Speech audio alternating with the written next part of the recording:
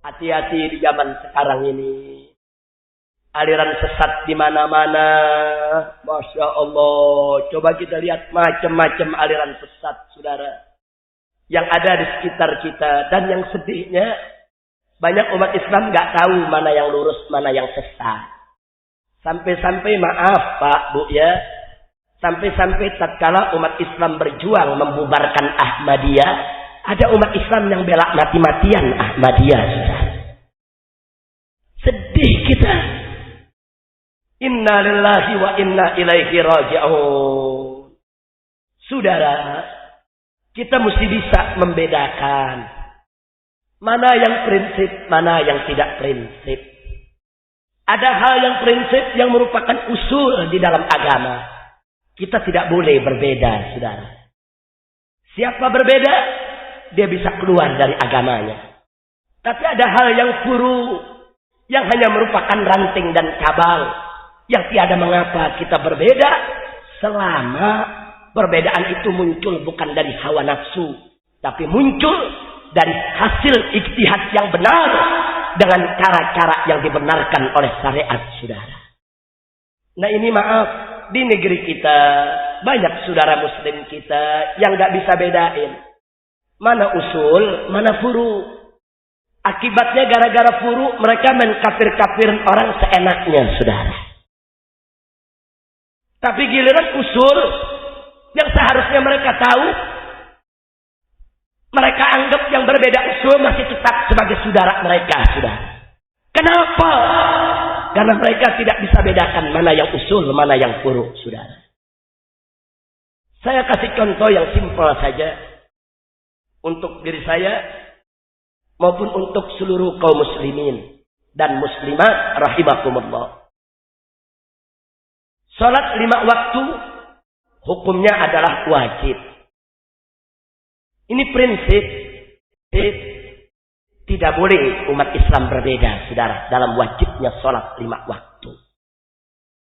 Madhab manapun di kalangan ahlus sunnah wal jamaah, apakah madhab Imam Abu Hanifah, madhab Imam Malik, madhab Imam Syafi'i, madhab Imam Ahmad, bahkan sampai madhab Tsauri, Tobari, Auza'i, dan lain sebagainya. Tidak ada perbedaan. Salat 5 waktu wajib. Ini prinsip, saudara. Siapa yang langgar ini prinsip, dia tidak terima kewajiban salat, maka dia keluar dari Islam. Kalau dia mengaku muslim, dia katakan salat 5 waktu tidak wajib, dia sesat. Dia murtad, dia keluar dari agamanya, saudara. Ini prinsip. Maka itu tolong Pak, Bu, jaga anak-anaknya. Di sekitar kita, di Indonesia, di Jawa Barat, Jawa Tengah, Jawa Timur. Sekarang ada kelompok yang mengatakan bahwa selama Indonesia belum jadi negara Islam, sholat 5 waktu tidak wajib. Hati-hati, saudara. Nanti kalau Indonesia sudah jadi negara Islam, sholat 5 waktu baru wajib. Coba kita lihat. Dia pakai berbagai macam alasan. Memutar balikan fakta. Mengkorupsi dalil. Memanipulasi hujah. Enggak sampai di situ. Bahkan maaf. Di UIN, Universitas Islam Negeri Syarif Hidayatullah Jakarta, sejumlah dosen pasca sarjana di Fakultas Usuluddin dan Fakultas Filsafat, apa mereka bilang kepada para mahasiswanya? Sholat 5 waktu itu cuma sarana untuk mendekatkan diri kita kepada Allah. Kalau kita bisa mendekatkan diri kita kepada Allah lewat sarana lain tanpa sholat, enggak mesti kita sholat. Atau kalau kita sudah dekat kepada Allah, enggak mesti kita sholat. Sholat itu cuma sarana. Coba lihat. Kesian kaum muslimin, saudara. Mengirim anaknya ke Jakarta, jauh-jauh kuliah. Universitas Islam Negeri. Tujuannya kalau pulang jadi orang alim. Tujuannya kalau pulang jadi cendekiawan. Niatnya kalau pulang biar jadi orang pintar. ternyata keluar dari UIN pulang ke kampung jadi orang murtad, saudara. Ini prinsip, saudara. Salat 5 waktu hukumnya adalah wajib.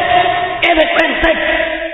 Barang siapa ada kelompok-kelompok mengaku Islam yang mengatakan salat 5 waktu tidak wajib, dia sesat, dia murtad, dia kafir, dia keluar dari Islam. Masya Allah. Tapi kalau dalam furu nggak apa-apa, kita beda, saudara. Oh, dalam sholat melapaskan niat usolli fardal maghribi salasa raka'atin mustaqbilal qiblati adaan ma'muman lillahi ta'ala. Apa sih hukumnya, saudara?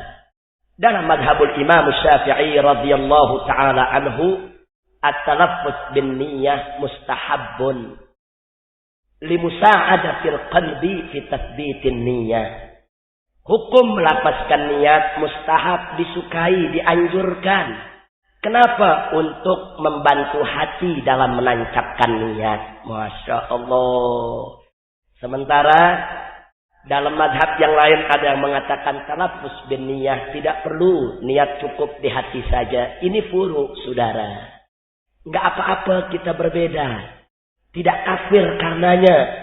Karena itu kalau ada orang mengatakan melapaskan niat bid'ah, musyrik, sesat, orang ini keblinger, dia tidak bisa bedakan mana usul, mana furu.